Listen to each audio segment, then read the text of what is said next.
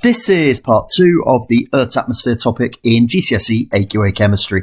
It is a dual award topic, so dual and triple award scientists do need to be familiar with it. As always, I'm going to recommend that you pause the video as you go, try the activities for yourselves. In this video, we're going to take a look at the relative proportions of gases now, and we're going to consider how that's changed from the early atmosphere. And I've included the table here, and these percentages you do need to learn. 78, 21, around 0.9, around 0.04 carbon dioxide, and the remainder, which is a small amount, is trace amounts of other gases. For people who like to actually visualize their learning, it can be a good opportunity here to maybe draw out a bar chart so you can see this and refer back to it in a different way. Okay, so we know the atmosphere has changed a great deal, and we're going to go through some information and then take a look at some questions. So quite a lot here, and you might want to pause and read this through for yourself. So we think at the moment we know that there's around 0.04% of the air around us carbon dioxide. In the early atmosphere, it was considerably higher based on the evidence that we have. And we talked a little bit about how that changed in the previous video. So plants grew and developed, photosynthesized. That meant that CO2 was removed from the atmosphere and O2 was put into the atmosphere. We also had carbon being passed through the food chain. So animals are carbon based too. So every living thing is made up of carbon that was potentially carbon dioxide within the atmosphere. Plants and animals died, fell to the bottom of the oceans, covered in layers of sediment. Over millions of years, they compressed, and we got carbonate rocks. Calcium carbonate is one example, chalk. But also we got coal, we got oil, and we got gas. And that was discussed back in the crude oil topic.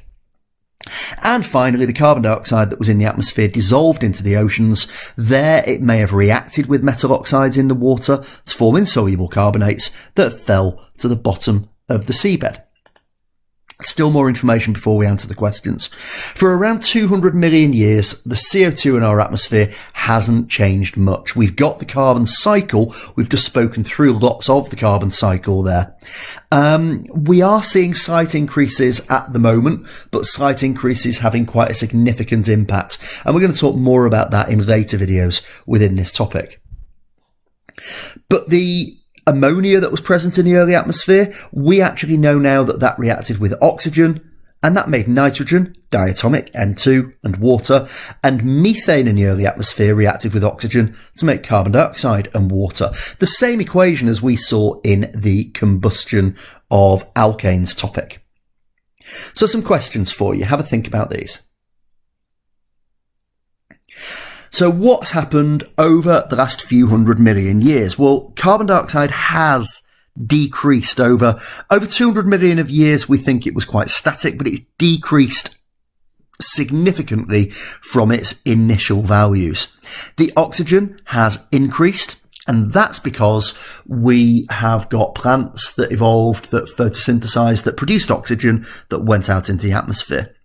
Ammonia decreased because the ammonia reacted with oxygen to make nitrogen and water vapour. And the methane decreased because that reacted with oxygen to make carbon dioxide and water. So have a think about the balanced symbol equations for ammonia with oxygen and methane with oxygen. Well, the NH3 reacts with O2. And we know it makes nitrogen. We know nitrogen is diatomic. It's one of the diatomic elements. And we know that it also makes water.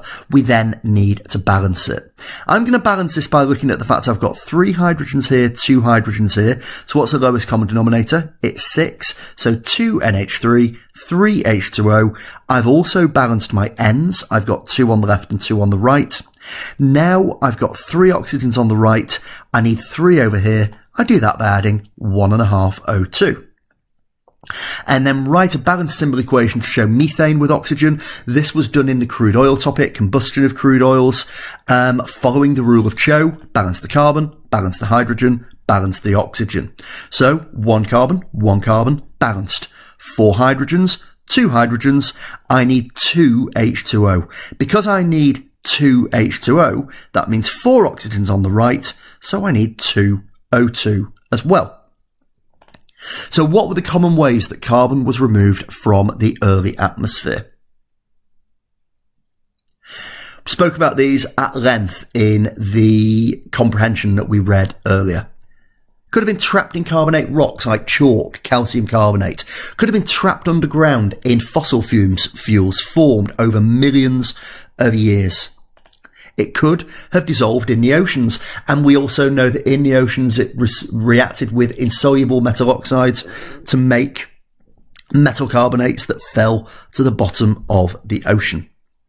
And it also, we spoke about the fact that it became part of all living things. That carbon became part of everything that's living around you.